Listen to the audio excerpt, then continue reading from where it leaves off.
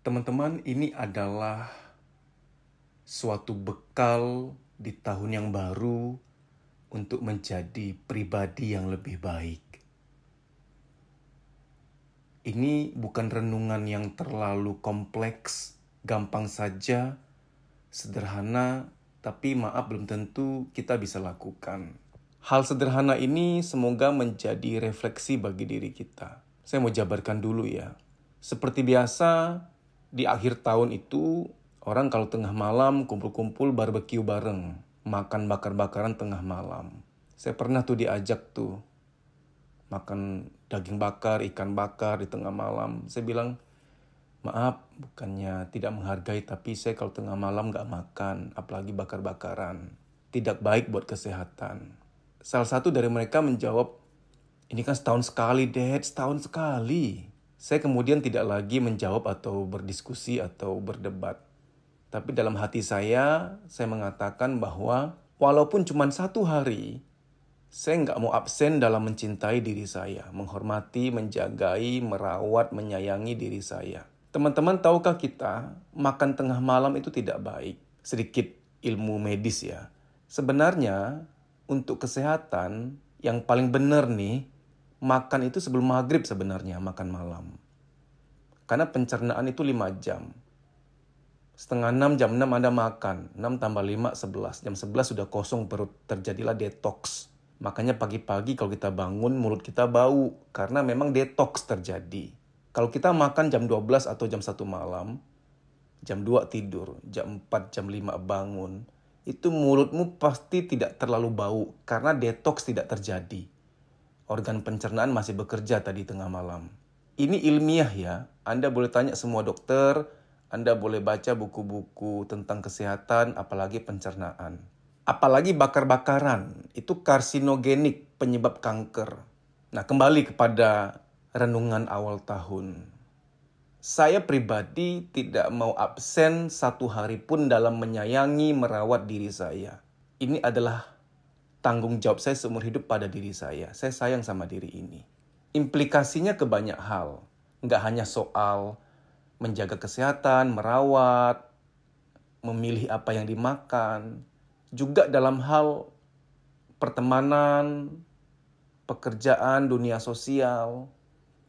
Kalau kita tahu nyata-nyata sesuatu itu tidak baik bagi diri kita, ya sudah jauhi. Terlepas dari kita akan dibilang sombong, dibilang nggak mau gaul, nggak mau nyampur. Anda sadar nggak? Kalau Anda masih muda sih kayak yang masih ikut-ikutan gitu loh. Kalau sampai nggak ikut-ikutan kayak ada yang kurang, ada yang hilang, kayak perasaan nggak diakui, nggak diterima.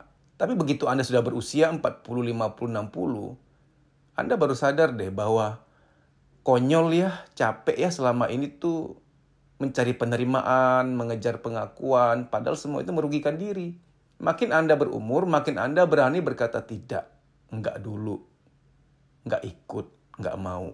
Karena makin sadar bahwa kok selama ini terlalu mengorbankan diri untuk sesuatu yang sebenarnya basisnya adalah haus akan penerimaan, supaya diterima, supaya diakui. Ya nggak apa-apa lah, Anda masih muda silakan. Singkat saja ya, di awal tahun ini PR Anda dan saya itu tidak muluk-muluk. Merawat, menjagai, menyayangi diri. Self-love dalam berbagai aspek. Makanan dipilih-pilih. Olahraga teratur. Jangan begadang. Tugas Anda masih banyak. Anda orang baik. Banyak orang baik gak jaga makan. Kasihan loh. Saya kenal seseorang. Orangnya baik banget. Namun beliau meninggal karena suatu penyakit yang gara-gara gaya hidup, pola makan. Gak worth it gitu loh. Faktanya banyak orang baik gak jaga makan. Ini orang baik yang gak benar-benar self-love. Kurang sayang sama dirinya sendiri. Merawat, menyayangi diri. Karena saya gak mau muluk-muluk ya. Orang awal tahun cita-citanya begitu besar. Ingin punya rumah, ingin punya mobil, ingin mencapai ini, ingin mencapai itu. Silahkan, boleh. Tapi kesemuanya itu kalau sudah tercapai dalam keadaan Anda tidak sehat, dalam keadaan Anda ada gangguan psikologis, karena selama ini berada di lingkungan toksik, karena selama ini mendekatkan diri pada hal-hal yang tidak baik. Katakan semua itu tercapai. Anda tercapai dalam keadaan sudah jadi, istilahnya udah jadi rujak ulek, udah berantakan. ujung-ujungnya kita akan mengerti kesehatan itu benar-benar harta yang berharga. Kaya, sukses, mencapai impian, tapi tidak sehat, Anda nggak bisa menikmati semua itu. Sehat itu adalah kaya yang sesungguhnya. Saya nggak bosan-bosan ngomong di video saya bahwa saya pribadi udah lama banget nggak mau minum yang manis-manis. Itu minuman botol yang di minimarket itu, supermarket itu manisnya luar biasa. Itu minuman soda, 2 minuman soda yang sangat terkenal di dunia. Anda nanti YouTube sendirilah, Google sendiri. Itu gulanya luar biasa, itu banyak sekali. Nah, bentuk saya menyayangi diri, saya menghindarkan diri tidak minum yang begituan. Dan bentuk saya menyayangi diri, saya menjaga frekuensi hati dan pikiran saya. Tayangan, tontonan, kumpul-kumpul, gathering yang tidak bermanfaat, saya sudah menjauhi. Malam hari jangan dengar yang negatif, jangan lihat yang negatif, sudah saya patuhi juga semuanya. Hal paling realistis yang bisa Anda capai tahun ini adalah Anda menyayangi diri, merawat diri, mencintai diri. Itu bisa langsung terasa, lebih sehat, lebih enak. Dan saya ingin kasih tips yang lebih teknis ya. Kurangin karbohidrat. Boleh, silakanlah makan karbohidrat, tapi kurangi.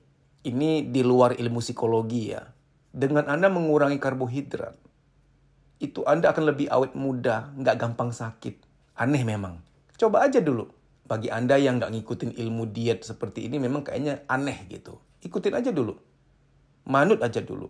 Anda biasa makan nasi 1 piring, kurangi jadi setengah porsi. Ditambah sayur, pengenyangnya. Sayur banyakin. Roti putih, kue tiaw, mie, semua yang karbohidrat tinggi, boleh makan, kurangi aja. Anda akan lihat kesehatan membaik, lebih seger badan, gak gampang sakit. Dan awet muda. Saya bukan muji-muji diri saya sendiri ya. Saya udah pernah ngomong bahwa saya bikin training tuh dari tahun 2006-2007. Ada peserta saya yang ikut dari tahun-tahun udah lama belasan tahun. Kemarin ikut ulang di Surabaya. Dia bilang, Pak Deddy kok bisa ya gak berubah. Gak tua-tua gitu. Di Jakarta juga, Ibu Ice namanya. Pak Deddy dari dulu gini-gini terus. Ya iya, karena saya sudah lama ngurangin karbo. Ini saya sharing ke Anda bahwa gula terlalu tinggi tidak baik. Nggak hanya soal diabetes, enggak. Itu ke metabolisme, ke hormonal, dan lain-lain. Makanya anak-anak berkebutuhan khusus, itu harus dikurangi asupan gulanya. Segala terigu, yang manis-manis. Coba Anda Google, anak-anak berkebutuhan khusus. Diet mereka itu tidak boleh tinggi gula, harus rendah gula semuanya. Teman-teman, memang sharing saya di awal tahun ini kayaknya bagi Anda nggak menarik ya. Ya, Mas Deddy gitu doang renungan awal tahunnya. Kayak motivator yang lain dong Mas, yang kita dimotivasi. Sukses kaya raya mencapai hal-hal besar. Ya silakan, mereka kan sudah ada, dengarkan aja mereka.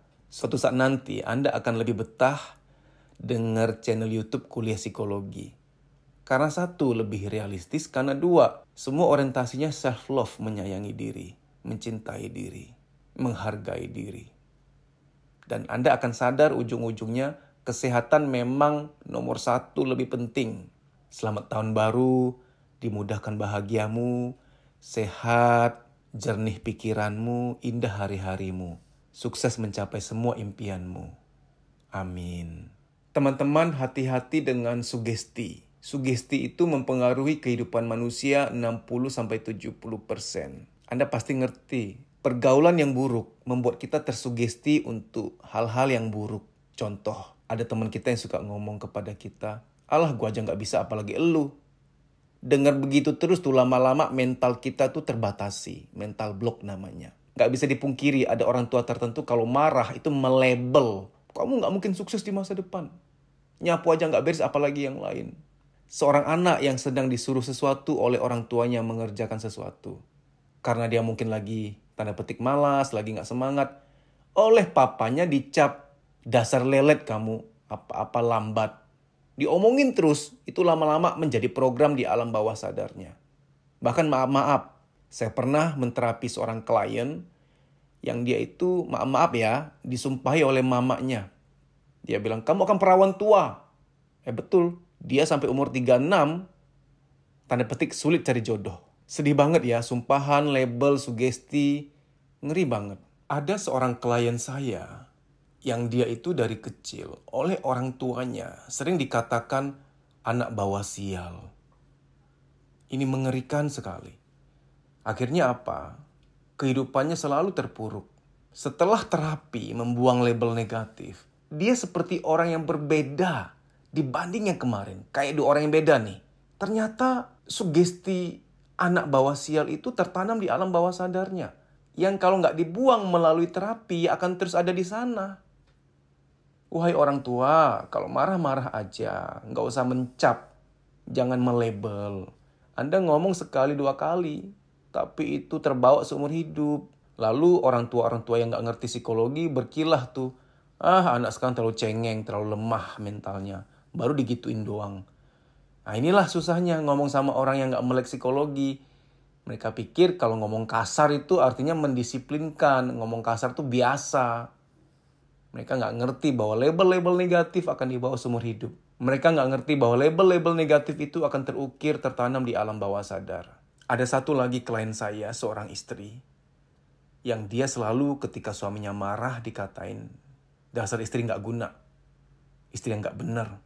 Begini aja nggak ngerti. Nggak dipakai otaknya.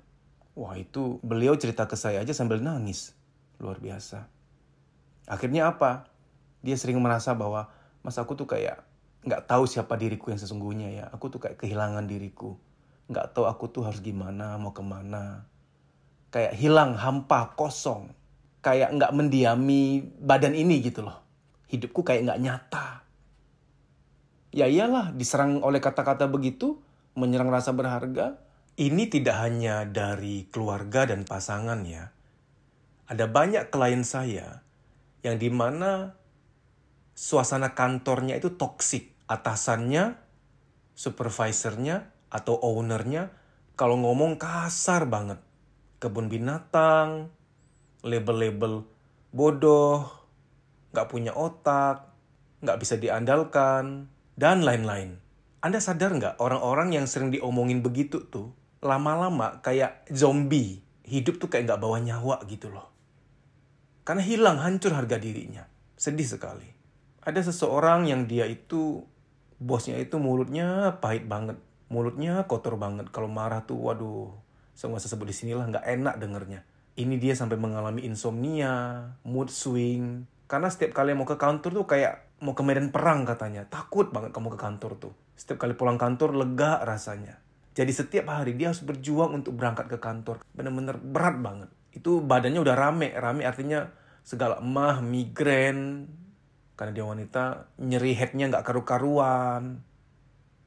Luar biasa ya berada di lingkungan yang toksik itu luar biasa banget. Ngeri ya kita di sekeliling orang-orang yang nggak ngerti psikologi. Suka-sukanya mereka menjatuhkan harga diri orang. Suka-sukanya mereka marahin, melabel, menyumpahi. Luar biasa. Ya sudahlah, kita nggak bisa mengubah orang lain. Kita menterapi, membersihkan, membenahi, menata diri kita. Nah, saya mau kasih tahu Anda, ini adalah awal tahun. Tolong sadari, banyak mental block yang Anda alami, banyak perasaan tidak mampu, banyak batasan-batasan perasaan. Itu semua adalah sugesti, label, sumpahan dari orang lain. Yang itu memang harus dibuang, harus dilepas. Nggak bisa enggak. Anda harus kembali kepada diri Anda yang sesungguhnya. Teman-teman, tolong renungkan dan pertimbangkan ya. Membuang label-label negatif adalah agenda pertama dan terutama di tahun ini. Agar Anda bisa lebih bahagia, lebih sukses mencapai semua impianmu.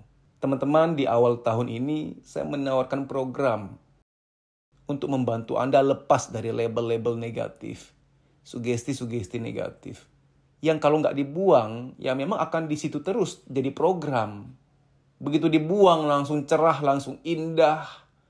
Pandangan pun terang, masa depan indah. Karena kebuang mental block itu. Jangan nggak percaya ya, mental block itu menentukan nuansa rasa Anda kepada dunia. Dunia yang sama akan dilihat berbeda oleh dua orang. Si A akan melihat terang, indah, ceria, antusias, bahagia. Si B di dunia yang sama merasa kusam, kusut, gelap, hambar, sempit, bau. Padahal dunia yang sama. Kenapa? Ini soal mental block. Mental block kemudian mencetuskan nuansa. Bagi Anda yang ingin memperbaiki diri, ikut program mentoring, di mana kita terapi untuk membuang label-label negatif yang spesifik yang Anda alami. Ini nanti private via WA call dengan saya. Nanti kita atur waktu. Anda tolong WA ke panitia ke 0858 1446 1446. 0858 1446 1446.